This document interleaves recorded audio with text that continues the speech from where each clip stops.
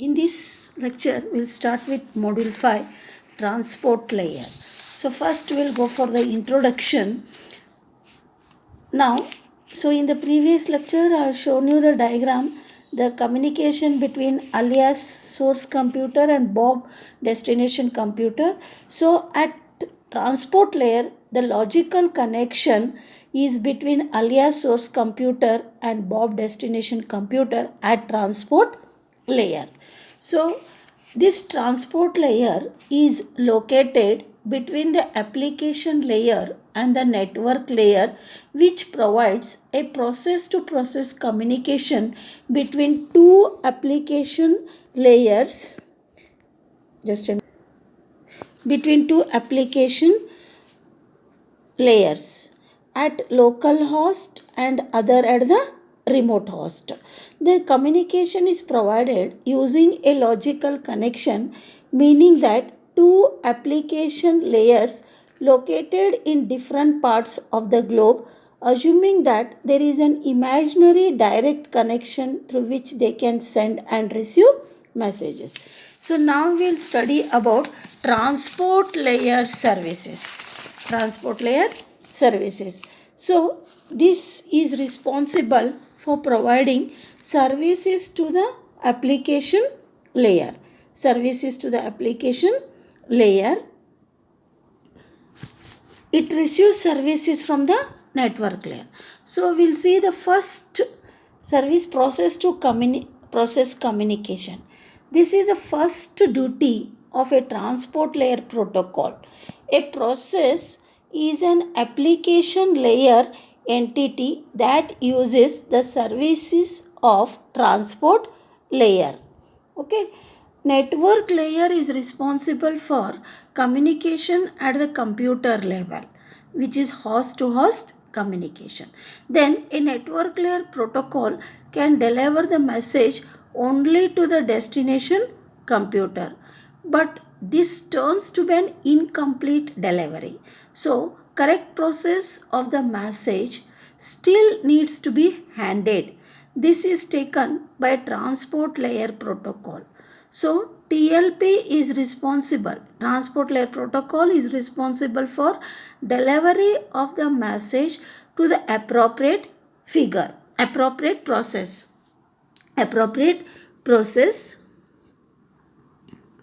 So this figure shows the domain of a network layer and a transport layer.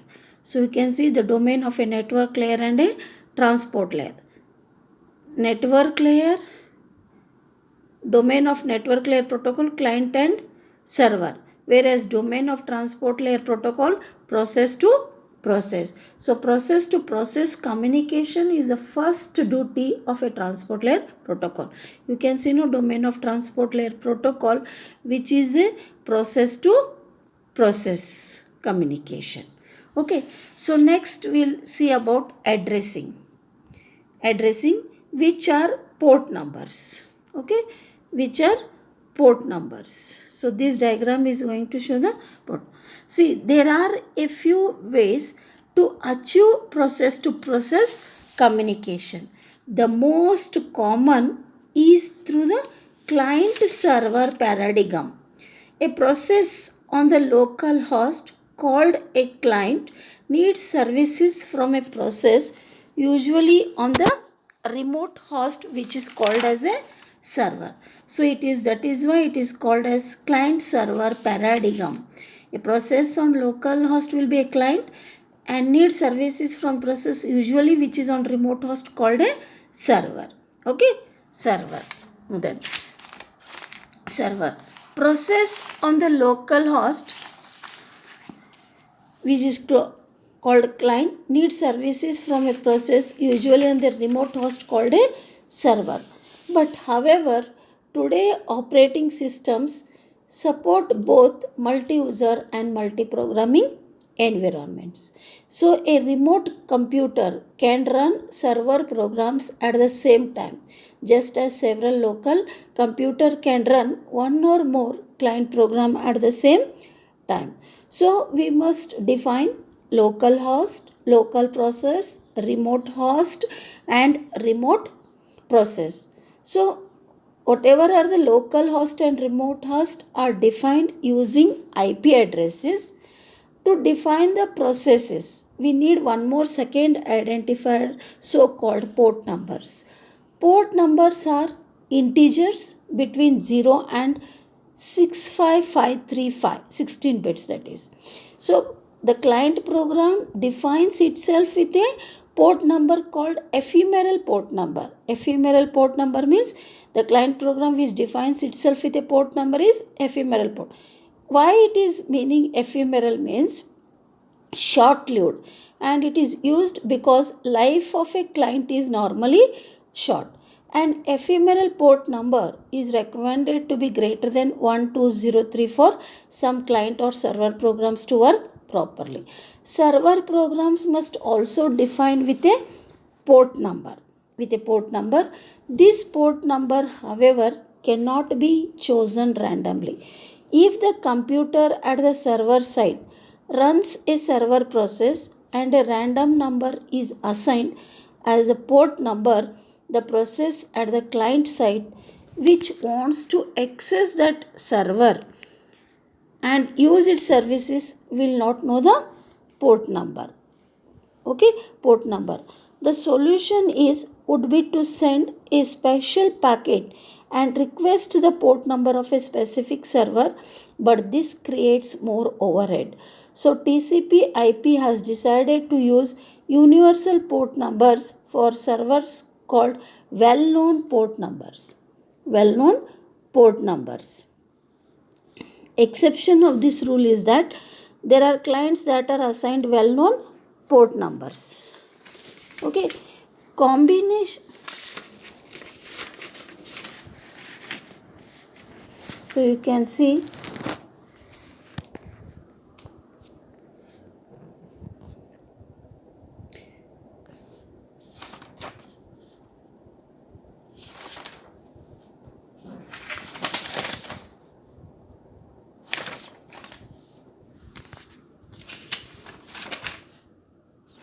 So I was telling you about the exception of this rule. There are clients that are assigned well-known port numbers. Okay, well-known port. Every client process knows the well-known port number of the corresponding server process. So this example will set. While the daytime client process, a well-known client program can use an ephemeral, which is a temporary port number 52,000 to identify itself the daytime server process, which must use a well-known permanent port number. Permanent port number. You can see this. You can see this diagram. Okay. So a client process which is daytime, it use an ephemeral temporary port number 52,000 to identify itself, whereas the daytime server process must use well-known port number which is permanent, that is 13. You can see here, no? This is 13. This is daytime server process with well-known port number 13, whereas this is daytime client with ephemeral temporary port number 52,000. So you can see that how they are being used. Okay, then there is a need to, now we'll come to know that it is clear that IP addresses and port numbers play different roles in selecting the final destination of data.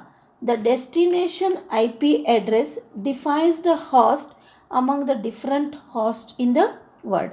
After the host has been selected, the port number defines one of the processes on this particular host. One of the process on this hive. So IP.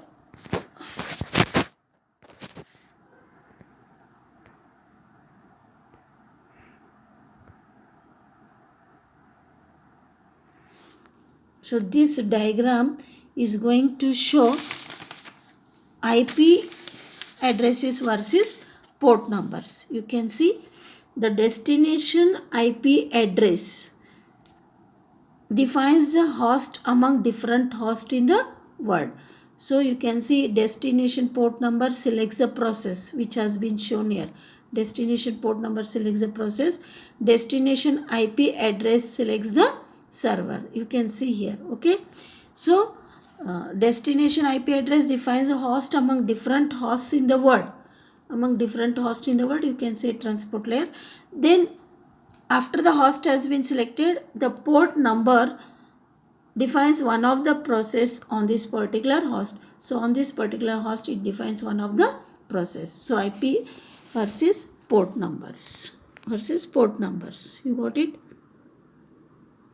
This is destination port number, we select the process. Then this is destination IP address, we select the server. Okay. Next we'll go for ICANN ranges. ICANN ranges.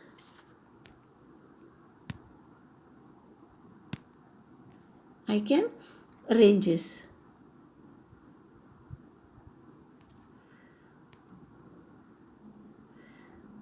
ICANN ranges.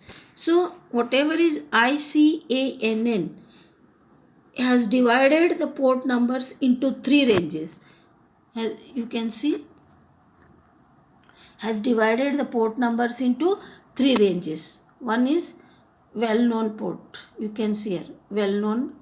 It has been shown here, no?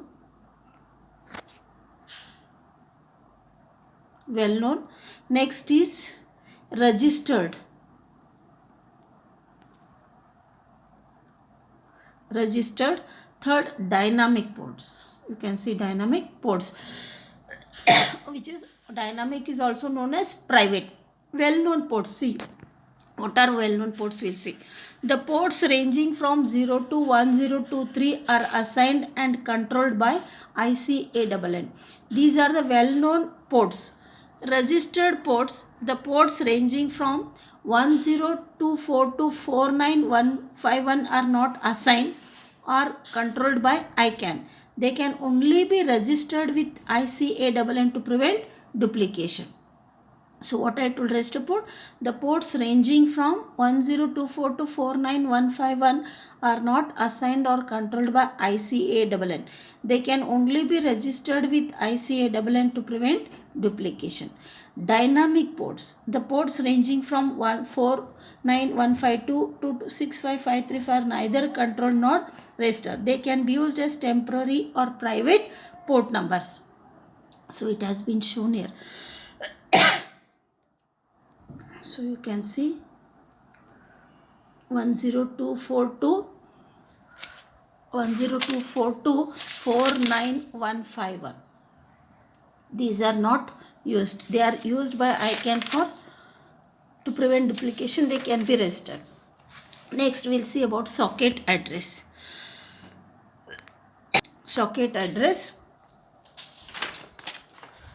So a transport layer protocol suite needs both the IP address and the port level.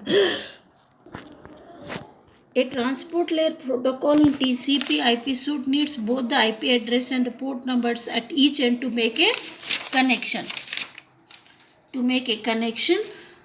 The combination of an IP address and a port number is called a socket address. The client socket address defines the client process, which uniquely, just as server socket address defines the server process uniquely. Okay, you can see the diagram of the socket address. IP address, socket address, port number. Combination of both IP address and a port number is called socket address. The client socket address defines the client process, just as server socket address defines the server process uniquely. Then, how to use this services of transport layer in a protocol? Then, in order to use the services of a transport layer in a protocol, there is a need to have a pair of socket addresses. A pair of socket addresses is needed to use the services of transport layer in which is called client socket address and server socket.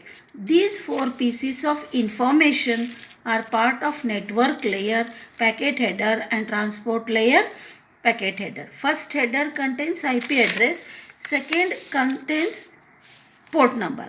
Next we'll see about encapsulation and decapsulation.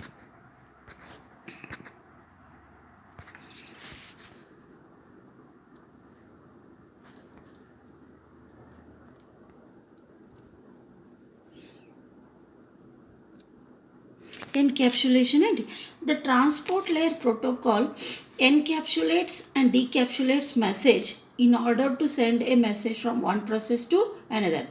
Encapsulation happens at the sender site.